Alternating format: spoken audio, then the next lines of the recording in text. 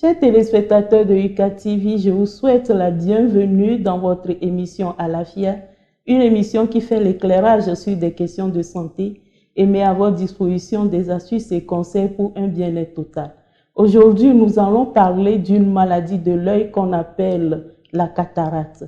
Et nous recevons pour vous le professeur Vonor Kokou. Professeur, bonsoir. Bonsoir. Et bienvenue. Merci beaucoup. Professeur, vous êtes ophtalmologiste et chef service d'ophtalmologie au CHR de Kara, maître de conférence agrégé à la faculté des sciences de l'université de Kara. C'est bien ça. Nous allons parler de la cataracte. Alors, la cataracte, qu'est-ce que c'est? Eh bien, la cataracte, donc, c'est une opacification du cristallin. Donc, le cristallin, c'est cette petite membrane qui est à l'intérieur de l'œil et qui nous permet de bien voir. Donc, lorsque cette membrane-là n'est plus transparente, on parle donc de cataracte. D'accord. Alors, est-ce une maladie assez répandue? Quelle est sa fréquence ou son étendue? Ou peut-on parler d'une population déterminée qui est plus exposée à cette maladie? En fait, la cataracte, c'est la première cause de cécité dans le monde. Voyez-vous, donc la cataracte est responsable d'une cécité qui est réversible, c'est-à-dire que quand on opère la personne recouvre la vue totalement. Donc, et dans le monde, la cataracte est responsable de 15 millions d'aveugles. Sur les 33 millions d'aveugles qu'il y a dans le monde, la cataracte seule représente à peu près 50% des causes de cécité. Et donc, elle n'a pas une prédestination spécifique. Elle peut toucher l'enfant, elle peut toucher l'adulte, peut toucher aussi l'homme que la femme.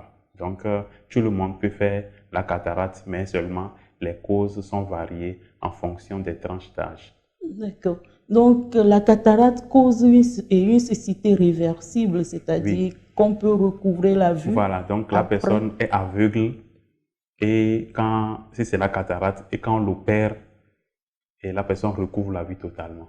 Donc, c'est une cécité réversible. D'accord. Ouais.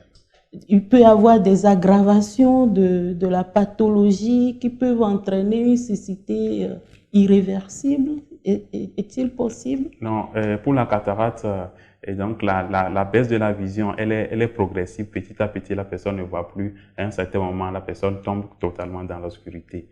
Mais s'il n'y a pas d'autres complications, s'il n'y a pas d'autres maladies associées, en principe, quand on opère, la personne va pouvoir revoir totalement, va pouvoir recouvrer sa vue totalement. Ce qui fait que la chirurgie de la cataracte est la chirurgie la plus pratiquée dans le monde.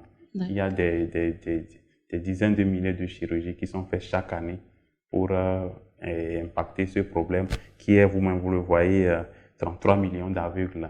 C'est vraiment beaucoup. Oui. Voilà, c'est ça. Beaucoup. Et quelles sont les causes de cette pathologie? La première cause de la cataracte, c'est l'âge. Comme on le dit aux patients, c'est que la cataracte, ce n'est pas vraiment une maladie, c'est la vieillesse. C'est comme les cheveux qui blanchissent. Donc, c'est un processus de sénescence du cristallin. Maintenant, il y a d'autres causes aussi. Par exemple, chez l'enfant, c'est peut-être les traumatismes ou les infections. Et chez d'autres adultes aussi, il peut y avoir des maladies comme le diabète qui peuvent aussi être un terreau favorable pour la cataracte. Voilà. Et chez l'enfant, quelles sont ces infections qui peuvent causer la cataracte? Alors, chez l'enfant, on parle donc de cataracte congénitale, c'est-à-dire que l'enfant naît avec la cataracte et c'est dans le ventre de sa mère que l'enfant est soumis à certaines pressions infectieuses, notamment la toxoplasmose, l'oreillon, le rubéole et l'herpès, donc, et le cytomégalovirus. Donc, ces pathologies-là font que l'œil est infecté et ça se transforme en cataracte à la naissance. Okay. Voilà. Mais il y a d'autres causes chez l'enfant aussi, notamment les traumatismes, qui sont aussi très fréquents chez les enfants. D'accord. Alors, quels sont les signes qui peuvent alerter? Alors, le premier signe de la cataracte, c'est la baisse de la vision.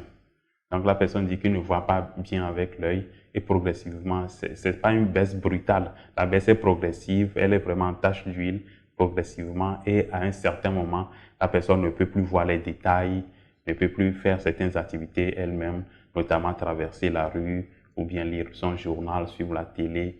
Donc, c'est la baisse de la vision et une diminution de la qualité de vie. C'est-à-dire que la personne n'arrive plus à interagir correctement avec son environnement. Et c'est un principal signe qu'on peut avoir, les symptômes que les patients décrivent en termes de cataracte. Maintenant, quand ils viennent chez nous à l'hôpital, nous on fait des examens et on voit qu'il y a une tache blanche dans l'œil. Okay. Voilà, la tache blanche là même peut être vue par l'entourage que bon, il y a quelque chose de blanc dans l'œil. Et la cataracte a des noms dans chaque langue à peu près. Voilà, donc on sait que dès qu'il y a le blanc là dans l'œil, ça c'est la cataracte. Donc c'est la maladie, disons, ophtalmologique la plus connue dans nos milieux. Voilà. Okay. Alors vous qui êtes praticien, les consultations arrivent très souvent à quel niveau de la maladie? Est-ce que c'est souvent au début ou les patients attendent jusqu'à un niveau? Bon, là on est confronté à deux difficultés. D'abord, c'est qu'il y a un manque de spécialistes. Il y a un manque de spécialistes. Donc vous voyez dans la ville de Kara, on n'est que 2 médecins et le prochain médecin qu'on peut rencontrer se trouve à Dapan. Ouais, donc, il y a d'abord une difficulté d'accessibilité pour les patients, ce qui fait que les patients arrivent vraiment quand tout est déjà bien avancé. Donc, on parle de cataracte totale souvent. Les gens viennent à un stade de cataracte totale blanche et vous voyez que les gens les tiennent par la main avant d'arriver. Donc, c'est un stade vraiment avancé. Mais Dieu merci, et même à cette étape-là, si on opère, la personne même marche tout seul pour rentrer chez lui. Donc, c'est là le vrai avantage de la chirurgie de la cataracte. D'accord. Donc, la chirurgie est le seul traitement pour la cataracte? Oui. Et il n'y a pas encore, à l'heure où nous parlons, un traitement médical, un collyre ou bien un comprimé qu'on peut donner pour régler le problème de la cataracte. Donc, la chirurgie, c'est la chirurgie la plus pratiquée dans le monde, toute chirurgie confondue. Donc, il y a des dizaines de milliers de chirurgies qu'on fait par an et c'est la seule solution définitive parce que imaginez que la cataracte est comme un rideau qui est au niveau d'une fenêtre. Tant qu'on n'enlève pas ce rideau, on ne peut pas apprécier l'extérieur. Voilà, donc la seule alternative, c'est de pouvoir enlever cette cataracte-là et de le remplacer par un implant qui est transparent cette fois-ci et qui permet à la personne de recouvrir la vue. Et c'est une chirurgie qui est très réglée et qui a très peu de complications avec des résultats très appréciés. D'accord. Voilà. Alors, professeur, généralement, quand on parle d'intervention chirurgicale dans nos contrées, il y a des peurs, des craintes. Qu'est-ce que vous pouvez dire à quelqu'un qui est malade et à qui on a déjà proposé l'intervention chirurgicale? Et il est vrai que chez nous, quand on dit chirurgie, qu'on va t'opérer, il y a une certaine appréhension. Et nous, on essaie d'accompagner le patient pour lui dire que bon, c'est pas une chirurgie de hasard, c'est une chirurgie qui est très bien codifiée et nous maîtrisons la technique. Donc, on lui dit, cette chirurgie, c'est pas qu'on va lui plonger complètement dans un sommeil profond avant de l'opérer. Nous, on opère les gens quand ils sont vigiles. On fait juste une anesthésie loco-régionale. La personne est vigile et on opère sans qu'il n'ait mal. Et nous aussi, on opère dans les bonnes conditions.